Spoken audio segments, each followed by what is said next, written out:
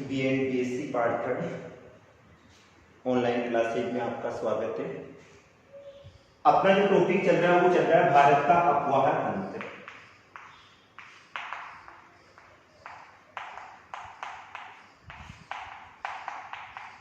अफवाह तंत्र के अंतर्गत अपन नदियों का अध्ययन करते हैं और भारत की नदियों का अध्ययन करें तो भारत में 3 मुख्य नदी तंत्र पाए जाते हैं। उत्तरी भारत की बात कर रहे हैं और उत्तरी भारत में 3 मुख्य नदी तंत्र पाए जाते हैं। एक गंगा नदी तंत्र, दूसरा सिंधु नदी तंत्र और तीसरा आता है ब्रह्मपुत्र नदी तंत्र। गंगा नदी तंत्र का अध्ययन अपन ने कल कर लिया था। आज बात करते हैं अपन सिंधु नदी तंत्र।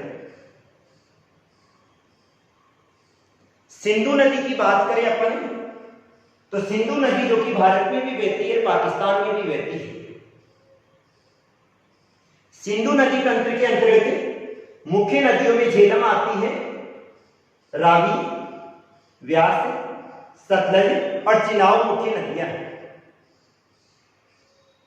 सिंधु नदी तंत्र के अंतर्गत आने वाली नदियों में झेलम आती है, रावी आती है, व्यास, सतलज और चिनाब नदियों को सम्मिलित किया जाता है।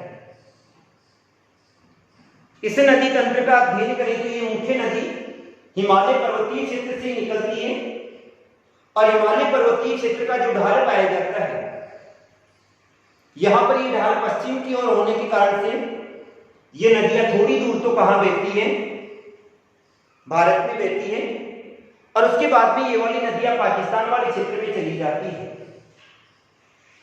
क्योंकि इसके ढाल का झुकाव पाकिस्तान की ओर अधिक पाया जाता है। अतः राजस्थान वाले क्षेत्र में या भारत वाले क्षेत्र में ये वाली नदियों के द्वारा जल कम आता है। अब सिंधु नदी की बात करें वह कहां से निकलती है तो सिंधु नदी लद्दाख के उत्तर से निकलती है और जिस स्थान से ये वाली निकलती है उस स्थान की ऊंचाई 5000 मीटर से अधिक पाई जाती है। सिंधु नदी जो कि लद्दाख के उत्तरी भाग से निकलती है, लद्दाख पर्वत श्रेणी है और 5000 मीटर की ऊंचाई से निकलती है। लद्दाख के उत्तरी भाग से निकलने के बाद में कैलाश चोटी के पास में इसमें 2 नदियां आकर मिलती है। 2 नदियां कौन कौन सी है? एक सिंगी खमाब है और दूसरी गरतंग चू है। जैसे ही सिंधु नदी लद्दाख पर्वत श्रेणी से निकलती है, इसमें 2 नदियां आकर मिलती हैं, एक सिंगी खमाब है और दूसरी कौन सी है? गरतंग चू नदियां आकर इसमें मिलती है। ये वाली दोनों नदियां कहां पर आकर मिलती है? कैलाश चोटी पर आकर मिलती है। और इसके बाद में ये वाली नदी 2 दर्रों से होकर बहती है।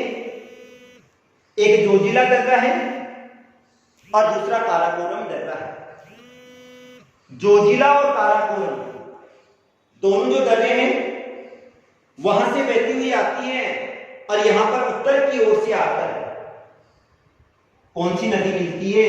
सयान के पास में फिरिस नदी मिलती है। जब सयान के पास फिरिस नदी मिलती है तो उससे पहले लेह के पास में कौन सी नदी मिलती है? जास्कर नदी मिलती है। लद्दाख श्रेणी से निकली, कैलाश चोटी के पास में जैसे ही आई 2 नदियां मिल गई, सिंगी खमाब और गरतंग चू। और जैसे ही मैदानी क्षेत्रों में प्रवेश करी, लेह के पास में कौन सी मिल गई? जास्कर वाली नदी। इसके बाद में उत्तर दिशा में 2 दर्रों से बहती हुई आ रही है, जोजिला और काराकोरम दर्रों से बहती हुई आ रही है और उसके बाद में फिर इसके समीप सयान नदी मिल जाती है। यहां तक तो ये वाली नदी पर्वतीय क्षेत्रों में बहती है। इसके बाद में नदी कहां पर प्रवेश करती है? समतल मैदानी क्षेत्रों में प्रवेश करती है। और जैसे ये वाली नदी समतल मैदानी क्षेत्रों में प्रवेश करती है, इसमें सतलज नदी आकर मिल जाती है और चिनाब नदी आकर मिल जाती है। कौन कौन सी? सतलज और चिनाब नदी अपने जल को गिराती है, ये इसकी सहायक नदियां हैं। इसके बाद में ये जैसे ही है ना सिंधु से के शुष्क भागों में बहती है। सिंध प्रांत जो कि पाकिस्तान वाले क्षेत्र में आ जाता है, थार के मरुस्थली का ही भाग है और वहां से ये वाली शुष्क क्षेत्रों में बहती हुई लास्ट में अपने जल को कहां गिराती है? अरब सागर में गिराती है। लद्दाख वाली श्रेणी से निकलने से लेकर और जहां तक ये नदी बहती हुई आ रही है, वहां तक इस नदी का अध्ययन करें तो इस नदी की संपूर्ण जो लंबाई है वो कितनी है? 3880 किलोमीटर इसकी लंबाई है। यहां से लेके यहां तक, लास्ट तक जहां पर, यानी कहां पर गिराएगी अपने जल को? अरब सागर में गिराएगी। और अरब सागर तक यहां तक बहते बहते ये नदी कितना मार्ग तय कर लेती है? 8880 किलोमीटर मार्ग तय कर लेती है। जबकि भारत में इसकी लंबाई केवल 1134 किलोमीटर ही पाई जाती है। टोटल लंबाई 3880 किलोमीटर होगी, लेकिन भारत में इसकी लंबाई कितनी है? 1134 किलोमीटर है। तो सिंधु नदी का जो उद्गम स्थान हो गया वो लद्दाख के पास हो गया और लास्ट में अपने जल को कहां गिरा रही है? अरब सागर में गिरा रही है। अब इसकी मुख्य जो सहायक नदियां हैं वो झेलम है, रावी है, व्यास है, चिनाब है और सतलज है। मुख्य सहायक नदियां झेलम हो गई, रावी हो गई, व्यास हो गई, चिनाब हो गई और सतलज हो गई। अब इसमें सबसे पहले अपन अध्ययन करते हैं, सतलज नदी का अध्ययन करते हैं। सतलज नदी जो कि कहां से निकलती है? कैलाश पर्वत की दक्षिणी ढाल पर मानसरोवर झील के राक्षस ताल से निकलती है। सतलज नदी का जो उद्गम स्थान है वो मानसरोवर झील के पास में कौन सा हो गया? राक्षस ताल हो गया। और ये कहां पर स्थित है? कैलाश पर्वत पर स्थित है। यहां से ये वाली नदी सीपकी नामक स्थान तक उत्तर पश्चिम दिशा में बहती है और वहां पर इसमें सीपती नदी आकर मिल जाती है। याद रखना, भारत का जो प्रमुख बांध है भाखड़ा नांगल बांध, उस बांध का निर्माण कौन सी नदी पर किया गया है? सतलज नदी पर किया गया है। सतलज नदी जो कि मानसरोवर झील के राक्षस ताल नामक स्थान से निकलती है, इसमें कौन से बांध का निर्माण किया गया है? भाखड़ा नांगल बांध का निर्माण किया गया है। इस संपूर्ण नदी की जो लंबाई है वो भारत में 1050 किलोमीटर है। और ये वाली नदी बहती हुई आती है और मिथनकोट के पास में, ये वाला जो स्थान है वो कौन सा है? मिथनकोट है। मिथनकोट के पास में ये वाली नदी कौन सी नदी से मिल जाती है? सिंधु नदी से मिल जाती है। तो ये वाली सिंधु की क्या हो गई? सहायक नदी हो गई। कैलाश चोटी पर स्थित मानसरोवर झील के राक्षस ताल नामक स्थान से निकलती है। वहां से निकलने के बाद में मैदानी क्षेत्रों में प्रवेश करती हुई लास्ट में मिथनकोट के पास में सिंधु नदी से मिल जाती है और इस नदी पर भाखड़ा नांगल बांध का निर्माण किया गया है, जिसके द्वारा पेयजल और सिंचाई दोनों की सुविधा उपलब्ध होती है, विद्युत का उत्पादन भी किया जाता है। इस नदी की लंबाई का अध्ययन करें तो 1050 किलोमीटर इसकी क्या है? लंबाई। इसके बाद में आ जाती है झेलम, वितस्ता भी कहा जाता है। ये वाली नदी कहां से निकलती है? श्रीनगर वाले क्षेत्र में शेषनाग झील। झेलम नदी का अध्ययन करें तो ये वाली नदी शेषनाग झील से निकलकर वुलर झील में मिलकर और श्रीनगर के समीप सिंधु नदी में मिल जाती है। और इसकी लंबाई कितनी है? 400 किलोमीटर इसकी क्या है? लंबाई है। झेलम नदी जो कि कहां से निकल रही है? उद्गम स्थान है शेषनाग झील है, फिर वुलर झील में आएगी श्रीनगर के पास और फिर बाद में कहां मिल जाती है? सिंधु नदी में मिल जाती है। लंबाई इसकी कितनी है? 400 किलोमीटर। इसके बाद में आती है रावी नदी। रावी नदी जो कि कहां से निकलती है? धौलाधर पर्वतमाला के उत्तरी तथा पीर पंजाल श्रेणी के दक्षिणी ढाल से निकलती है। कहां से? धौलाधर पर्वतमाला और पीर पंजाल, हिमालय की मुख्य चोटियां हैं धौलाधर और पीर पंजाल, उस क्षेत्र से निकलती है और वहां से निकलने के बाद में बसोली के समीप मैदानी क्षेत्रों में प्रवेश करती है और मैदानी क्षेत्रों में प्रवेश करने के बाद में सिंधु नदी में मिल जाती है। तो ये भी क्या हो गई? सिंधु की सहायक नदी है। इसके बाद में आता है व्यास नदी। ये भी कहां से निकलती है? रावी के समीप से ही निकलती है। अर्थात रावी नदी कहां से निकल रही थी? धौलाधर पर्वतमाला के पास, पीरपंजाल के पास निकल रही थी, तो उसके समीप वाले क्षेत्र से ये निकलती है और इसके बाद में धौलाधर पर्वतमाला को पार कर ये कुल्लू क्षेत्र में बहती है, कांगड़ा में बहती है और मंडी, श्रीनगर वाले क्षेत्रों से बहती है, कुल्लू, कांगड़ा और मंडी वाले क्षेत्रों से बहती है और वहां से बहती हुई कपूरथला के पास में व्यास नदी कहां पर मिलती है? कपूरथला के पास में सिंधु नदी में मिल जाती है। कुल्लू, कांगड़ा, मंडी वाले क्षेत्रों से बहती है और वहां से बहती हुई कपूरथला के पास में कौन सी नदी में मिल जाती है? सिंधु नदी में मिल जाती है। इस नदी की लंबाई 470 किलोमीटर है। तो सिंधु नदी जो कि लद्दाख पर्वत श्रेणी से निकलती है, सारी नदियों में झेलम हो गई, रावी हो गई, व्यास हो गई, सतलज हो गई और चिनाब हो गई। ये सारी की सारी जो नदियां हैं वो अपना जल कहां गिराती है? अरब सागर में गिराती है। कहां गिराती है? अरब सागर में गिराती है। तो ये तो था अपना सिंधु नदी तंत्र। अगला तीसरा जो नदी तंत्र है वो कौन सा है? ब्रह्मपुत्र नदी तंत्र है। पहले अपन ने अध्ययन किया था गंगा नदी तंत्र का, सिंधु नदी तंत्र का, और तीसरा आता अपना ब्रह्मपुत्र नदी तंत्र है। ब्रह्मपुत्र नदी जिसे क्या कहा जाता है? ब्रह्मा की बेटी भी कहा जाता है। पर्वतीय क्षेत्र से निकलती है ये वाली, तिब्बत पर्वतीय क्षेत्र से, और उस क्षेत्र में यानी इसको ब्रह्मा की बेटी भी कहा जाता है और ब्रह्मपुत्र नदी भी कहा जाता है। ब्रह्मपुत्र नदी का जो उद्गम स्थान आता है, यानी ये वाली नदी कहां से निकलती है? तो तिब्बत वाला जो क्षेत्र है वहां पर कैलाश पर्वत की मानसरोवर झील से निकलती है। ब्रह्मपुत्र नदी जिसे ब्रह्मा की बेटी भी कहा जाता है, तिब्बत के पास में कैलाश पर्वत की मानसरोवर झील से निकलती है। लेकिन वहां पर इस नदी का नाम ब्रह्मपुत्र नहीं रहता है और वहां पर इस नदी का नाम क्या रहता है? सांपो नदी रहता है।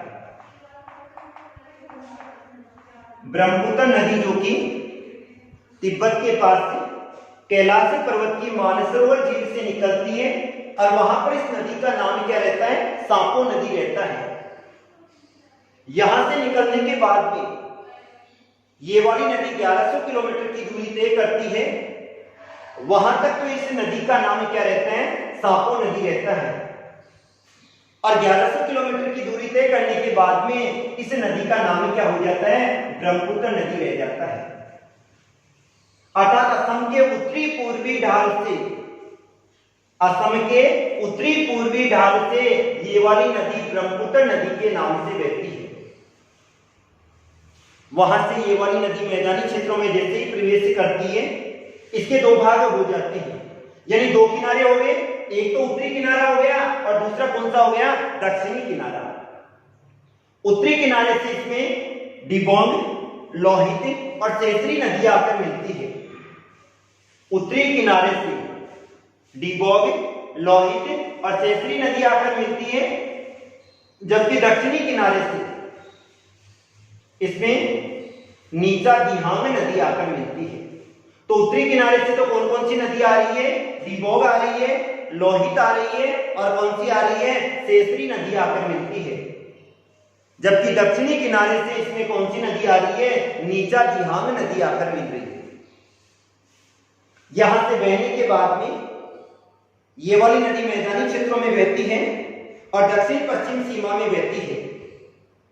दक्षिण पश्चिम सीमा में जब ये वाली नदी बहती है तो इसमें सरवणसीरी, भाद्री, धनसेरी, बनंडी, मानस और संकोच से ये वाली नदियां इसके दक्षिणी उत्तरी किनारे से मिलती हैं। कौन कौन सी? सरवणसीरी, भाद्री, धनसेरी, बनंडी, मानस और संकोच से ये वाली नदियां इसके उत्तरी किनारे से आकर इस नदी में मिलती है। जबकि दक्षिणी किनारे से बुरदिहान, दिसांग, कोलसी, दीखो, झांझी और जिंजीगम यानी नदियां आकर इसमें मिल जाती है। उत्तरी भाग से तो श्रवणसीरी मिल गई, भाद्री मिल गई, धनसेरी, बनंडी, मानस और संकोच मिल गई। जबकि दक्षिणी भाग से बुर्दिहंग, दिसांग, कोलसी, दीको, झांझी और जिंजीगम नदियां आकर मिल जाती है। इसके बाद में गारो पहाड़ियों के पास जहां पर सबसे अधिक वर्षा होती है, गारो खासी और जैंतिया की पहाड़ियों वाला क्षेत्र आ जाता है। तो गारो पहाड़ियों के बाद में इसकी दो शाखा हो जाती है। पहले तो एक ही थी, शुरू में नाम सापो था, फिर बाद में क्या हो गया, ब्रह्मपुत्र हो गया। और इसके बाद में जैसे ये वाली नदी गारो पहाड़ियों को पार करती है और गारो पहाड़ियों को पार करने के बाद में इसकी दो शाखा हो जाती है। एक शाखा का नाम तो रहता है यमुना और दूसरी शाखा का नाम रहता है मेघना। दो शाखा हो गई, एक का नाम तो क्या हुआ, यमुना, और दूसरी का हो गया मेघना हो गया। एक शाखा जो यमुना के नाम से बहती है वो बहती हुई ग्वालंडों के पास में पद्मा नदी में मिल जाती है। दो शाखा हुई थी, एक शाखा तो क्या है, यमुना, जो कि यमुना है वो ग्वालंडों के पास में किससे मिल जाती है, पद्मा के नाम से। और दूसरी शाखा कौन सी थी, मेघना। इसके बाद में दो नदी हो गई, एक यमुना हो गई और दूसरी पद्मा। इस शाखा में दोनों की दोनों बहती हुई आगे जाती है और चांदपुर के निकट, कौन से स्थान पे, चांदपुर के निकट मेघना नदी में मिल जाती है। चांदपुर के निकट कौन सी नदी में मिल गई, मेघना नदी में मिल गई। और यहां पर ये वाली नदी किसका निर्माण करती है, द्वीप समूह का निर्माण करती है। एक तरफ से गारो पहाड़ियों के बाद में दो शाखा में विभक्त हुई थी। एक शाखा यमुना थी, यमुना किसमें मिल जाती है, पद्मा में मिल जाती है। और दूसरी शाखा कौन सी है, मेघना है। आगे यमुना और पद्मा दोनों की दोनों मिलती हुई चांदपुर के निकट किसमें मिल जाती है, मेघना में मिल जाती है। और यहां पर द्वीप समूह का निर्माण करती है, जो कि विश्व का सबसे बड़ा, किसका, विश्व का सबसे बड़ा नदी द्वीप है। और इस द्वीप को किस नाम से जाना जाता है, मांजुली द्वीप के नाम से जाना जाता है। किस नाम से, मांजुली द्वीप के नाम से जाना जाता है, जो कि विश्व का सबसे बड़ा नदी द्वीप है। और यहां से बहती हुई ये वाली गंगा में मिलती हुई डेल्टा का निर्माण करती है। और इस डेल्टा को क्या कहा जाता है, सुंदरबन का डेल्टा कहा जाता है। इस नदी की संपूर्ण लंबाई का अध्ययन करें तो इस नदी की संपूर्ण लंबाई 2900 किलोमीटर पाई जाती है। कितनी, 2900 किलोमीटर पाई जाती है। और अपवाह क्षेत्र 5,80,080 वर्ग किलोमीटर है। अपवाह क्षेत्र कितना है, 5,80,080 किलोमीटर है, वर्ग किलोमीटर के अंतर्गत लिया जाता है। तो अपने तीन नदी तंत्र हो गए, गंगा नदी तंत्र हो गया, सिंधु नदी तंत्र हो गया और ब्रह्मपुत्र नदी तंत्र हो गया। अब इसके बाद में अपन अध्ययन करेंगे प्रायद्वीपीय भारत की नदियां। प्रायद्वीपीय भारत जो कि दक्षिणी भाग के अंतर्गत आ जाएगा।